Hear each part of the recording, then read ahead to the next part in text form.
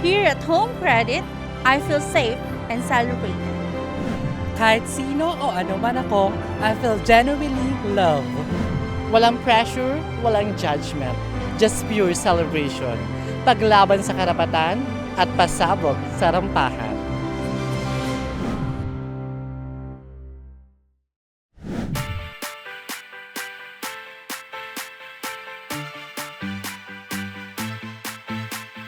Makulay na Pride mga ka-HC!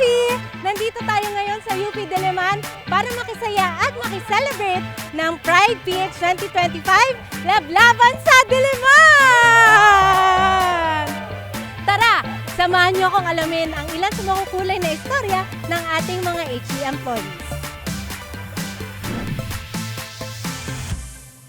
Makulay ang Pride sa Home Credit dahil sa Home Credit may tunay na pagkilala.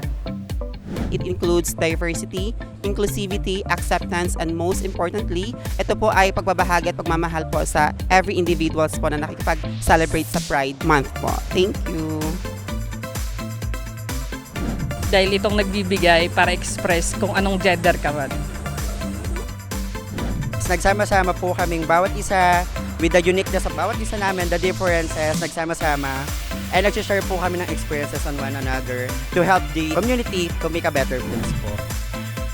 Nilook forward ko ngayong Pride Month sa Home Credit is mas lumawak pa yung ating employee participation sa Pride Club at also with the Pride members, sana mailobby na natin yung mga policies na natitira pa na kailangang ma-codify. Importante yon para sa yung tunay na totoong pagkilala. Diversity, equity, and inclusivity will only mean if may mga polisiya na totoong nagpoprotekta. Sana po mas ma-acknowledge at mas marinig po ang purpose ng pinaglalaban po ng community po, lalo na sa LGBTIQA+ po.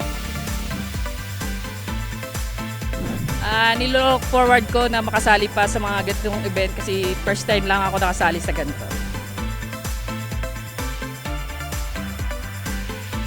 Magkaroon pa rin tayo ng huge progress sa ating changes, and of course, ma-achieve pa rin natin yung long wait natin para sa equality ng bawat isa. Makulay ang pakikibaka. Makulay ang pagkilala. Makulay ang pag-ibig. Makulay ang Pride pride sa Home Credit.